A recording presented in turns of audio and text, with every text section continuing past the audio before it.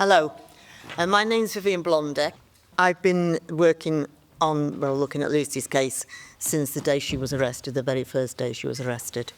My background is I was a registered nurse at the Countess of Chester Hospital, and I worked there for almost 40 years. 26 of those years as a trade union branch secretary, so heavily involved in the Countess business side as well, if you like. I was a partnership worker, which meant that I worked very closely with the executives and senior management. And with that, we agreed to disagree, and we had many, many disagreements. But they were there to represent the management, I was there to represent staff, and I did my best. So when I actually walked into the hospital one afternoon, I wasn't working, I was visiting. There was TV cameras there, and they asked the question, what's going on? Oh, no. I can't tell you. So I came home, looked at the news, and immediately I felt something is wrong here. My gut instinct, my trade union head was back on, and I went to look into it. And I've been with it ever since. And my partner in crime here, we met. She has the same belief that this cannot continue. So I'm going to talk to you about the culture of fear and protecting health professionals and patient safety. And patient safety is paramount to every single person that works within the healthcare system. Don't ever forget that, things happen, mistakes get made, but at the end of the day, the patients are the priority. So today, I'm going to speak on behalf of 19 nurses, of which I'm a co-founder. I'm going to speak to you about the crisis that extends far beyond the single case or individual conviction. The Lucy Letby case has created shockwaves throughout our healthcare system, but the tremors that we feel today reveal deeper fractures that had been building for many years. We are seeing the profession in fear, nurses, doctors, healthcare workers who have lost their voice, lost their confidence in speaking truth to power. They've lost their faith in the very systems designed to protect both patients and the practitioners. There is erosion of the duty of candour, and this is very, very important. Nurses have healthcare professionals have a duty of candour. But that duty of candour was introduced to ensure transparency, honesty and openness when things do go wrong, and in healthcare, they do go wrong sometimes. But it's meant to be our compass, guiding us towards better patient safety through honest reflection, learning, and yet this fundamental principle has been eroded by fear. Healthcare professionals are increasingly reluctant to report concerns, to speak up about unsafe practices, or to admit that they've made a mistake. And that could all lead to improvement. So why is this? Because they've witnessed colleagues becoming scapegoats. They have seen individuals blamed for systemic failures. They have watched as complex medical situations are reduced to simplistic narratives of guilt and innocence, with career-ending and life-destroying consequences. When healthcare professionals fear that their honesty will be weaponised against them, when they believe that speaking up could make them targets, the entire foundation of safe healthcare begins to crumble, and patients are the people that suffer most. When the very people we're meant to protect us are too frightened to voice their concerns, then this becomes a major issue for patient safety. So we've got to confront some uncomfortable truths. Our healthcare system has developed a toxic tendency to seek out individuals to blame rather than to address systemic failures. When something goes wrong, and in healthcare, things inevitably do go wrong, there is often a rush to find someone to hold accountable, someone to punish, someone to sacrifice on the altar of public accountability. This scapegoat culture is not only unjust, it is dangerous. It drives problems underground rather than bringing them into the light where they can be addressed. It creates environments where healthcare workers are more concerned with protecting themselves than with improving care. It transforms colleagues into potential threats rather than cooperative workers and a mission of healing. And the ideal working relationships are in teams supporting each other, but that gets broken down. Healthcare is inherently complex. It involves multiple systems, processes, and human interactions. So when adverse events occur, they are typically a result of multiple system failures, not individual malice or incompetence. And too often, we see individuals bearing the full weight of organisational and systemic shortcomings. So we need to change this culture. The NHS and healthcare systems worldwide, it's not just here in the UK, there are a number of, we believe, innocent nurses globally that are incarcerated for similar reasons that Lucy and others have been incarcerated. They just happened to be there at the time.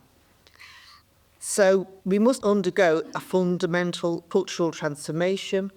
We need to move from a culture of fear and blame to one of learning and improvement. And this transformation requires several key elements.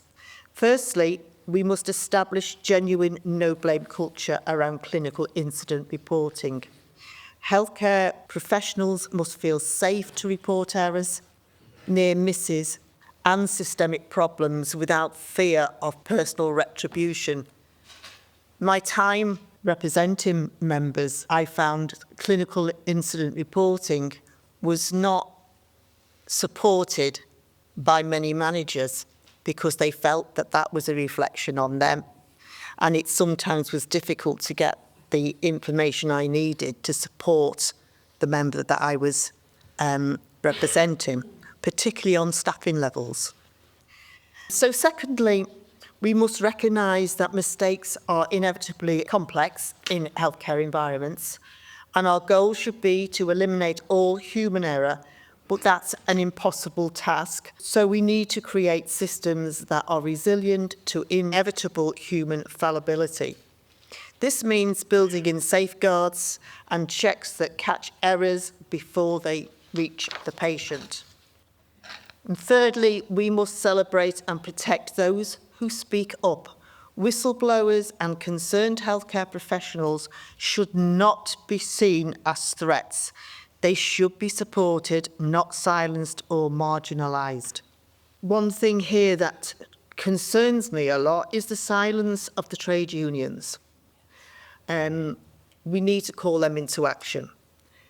One of the most troubling aspects of our current crisis is this deafening silence from the trade unions. Where are the voices that should be defending healthcare professionals? Where are the organisations that should be fighting for fair treatment and due processes and protection from scapegoating? As was said earlier, the unions have not replied when we contacted them. And I myself am horrified by that. So trade unions have a critical role to play in this. They must advocate for their members' right to work in environments that are free from fear of unfair persecution. They must demand proper investigation procedures that focus on system improvement rather than individual punishment. They must fight for due process in cases where healthcare professionals face allegations. The unions cannot remain neutral when their members are living in fear. They cannot stay silent when healthcare professionals are being criminalised for what may be systematic failures.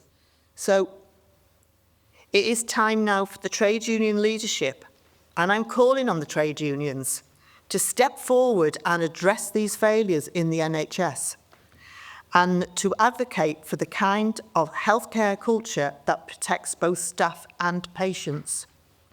So the broad pattern now, other cases of injustice. Lucy Letby, while prominent, is not an isolated incident. There are other healthcare professionals currently in prison maintaining their innocence, fighting for years to have their cases heard in appeal courts. These individuals represent a pattern that should concern all of us, a pattern of healthcare professionals being criminalised for complex medical situations that may have alternative explanations. Each of these cases represents not just an individual tragedy, but the symptom of a system that's lost its way. When we criminalise healthcare professionals without fully understanding the complex medical, systemic and environmental factors that may have contributed to these adverse outcomes, we are now risking getting a generation of healthcare workers who are frightened to take on challenging cases. They're too scared to make difficult decisions and too worried about their own survival to focus on patient care. So, as I've said, this goes across all of the healthcare professionals, not just nurses, but it is mainly nurses that have been falsely accused or used as scapegoats. But every single person working in healthcare is at risk. So the question of expertise in investigations and prosecution, the Lucy Letby case has really brought this out to the forefront. And this brings us to the fundamental question that must be addressed, is how qualified are police to investigate thoroughly complex medical cases? How can criminal prosecution and defence teams, judges and juries, without medical knowledge, properly judge matters that require deep understanding of medical science, healthcare systems and clinical practice? The current system asks police officers to investigate situations that even medical professionals find complex and ambiguous. It asks prosecutors with no medical training to decide whether healthcare professionals should face criminal charges. It asks juries with no medical background to make life-altering decisions about medical practice and patient care. This is not to suggest that healthcare professionals should be above the law. Rather, it is to argue that we need specialised systems and expertise when dealing with medical cases. We need investigation teams that include medical experts. We need prosecutors who understand healthcare. We need judicial process that can properly weigh the complexity of this medical evidence. So, the path forward. What is the solution? How do we move forward from this crisis of fear and mistrust? First, we must commit to being transparent, thorough with investigations and all adverse events in healthcare, conducted by teams with appropriate medical expertise. These investigations must focus on system improvement rather than individual blame. My example for that would be aircraft investigators. The team go in, they have access to everything, nobody is allowed to touch anything, and they work looking for a reason, not for someone to blame. And from that, recommendations come out which go worldwide in safe air travel. And yet we allow police officers with no medical experience whatsoever to come in and investigate our complexities. And that has to stop. So secondly, we need to establish clear protections for healthcare professionals who act in good faith. These include legal protections, institutional support, and union advocacy. Thirdly, we must invest in better systems, better training, better support for healthcare professionals. Many of the problems we face stem from understaffing, inadequate resources, and overwhelming workloads. And I think that has been quite paramount for those looking into, Lucy's case. But addressing these systematic issues is essential to prevent any further tragedies like this. And fourth, we must reform prosecution process of medical cases. They may require specialist courts They may have enhanced medical expertise in the justice system and new approaches to determining when criminal charges are appropriate versus when regulatory or administrative responses are more suitable. So, in conclusion, the healthcare profession stands at a crossroads. We can continue down the current path of fear and blame and scapegoated, watch as our best and brightest healthcare professionals leave the profession because they're too frightened to provide the kind of bold, innovative care that patients need. Or we can choose a different path, one that emphasises learning over punishment, system improvement over individual blame, and support over persecution. The choice is ours, but we must make it now. Every day we delay, more healthcare professionals lose confidence in their profession. Every day we wait, more patients potentially suffer from healthcare system paralysed by the fear. We owe it to the healthcare professionals who have dedicated their lives to caring for others. We owe it to the patients who depend on us for their health and well-being.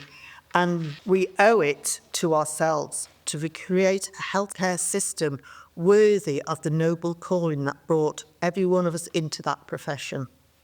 So, time for silence now is over, and we need to take action now.